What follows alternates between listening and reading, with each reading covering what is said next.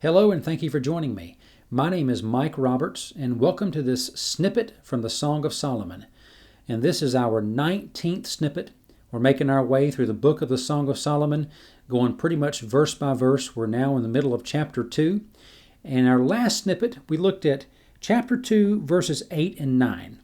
I actually spent a couple of snippets talking about these verses. And they are verses where the Shulamite maid is talking about Solomon. And we need to remember that Solomon represents Jesus, and she, the Shulamite maid, represents you and me. And so we've just been spending a couple of snippets looking at things that she says about him.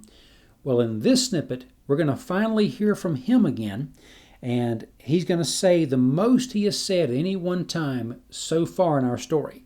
And I believe this is symbolic of our relationship with Jesus in a few different ways. Oftentimes, we do most of the talking. And so far in the story, the Shulamite maid has done most of the talking.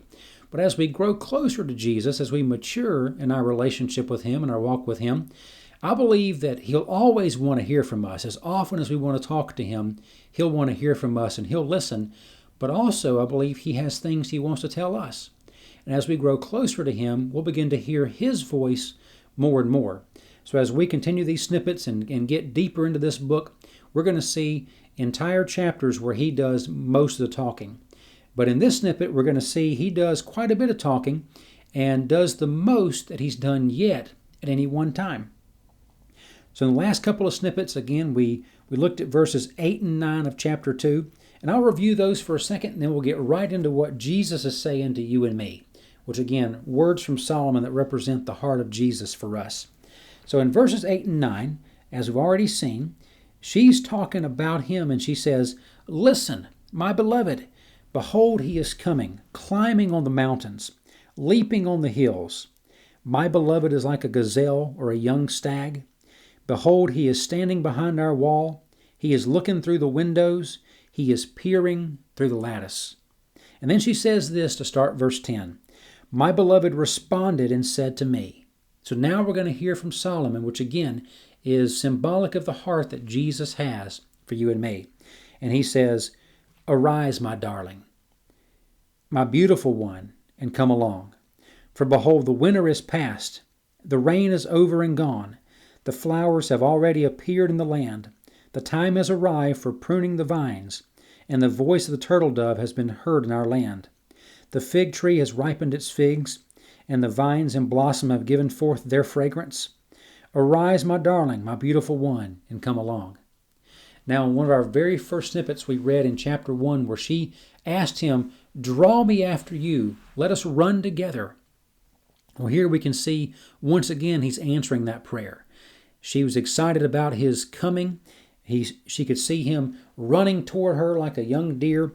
Well, now he has gotten to her and he says, "Arise, get up, we're going to go." He has plans for her. He has places he wants to take her, which is exactly the heart Jesus has for you. He has plans for you. Jeremiah 29:11 says, God's talking and says, "The plans I have for you are good plans, plans for your welfare, not to harm you, plans to give you a future and a hope." And Ephesians 2:10 says that we are His workmanship, created by God in Christ Jesus for good works, which God prepared beforehand that we should walk in them. So we can see these different parts of the Bible all weaving together to confirm to us the heart of Jesus for us. And a lot of symbolism here that we'll get into in future snippets. We can see it's the springtime of the year. It's a time of brand new life coming forth. Flowers are blooming. You can hear the turtle dove. The fig blossoms are ripe. It's springtime. And springtime, again, is a time of new life. So she's begun her life with him. She's asked him to draw her, and here he is drawing her. Just the same way that Jesus draws you and me into new life, into a new time, new seasons of life. 2 Corinthians 5:17 says, "If any man be in Christ, or any woman be in Christ, they are a new creature. Behold, old things have passed away, and all things have become new." So she's standing there in the reality of that. She's begun her life with Jesus, her bridegroom. She's his bride. Old things have passed away, and behold, all things have become new. She's in the spring of the year, seeing flowers opening up and hearing the birds singing. and seeing the fruit tree starting to blossom. It's a wonderful time for her, which is symbolic of the life that you and I also live with Jesus.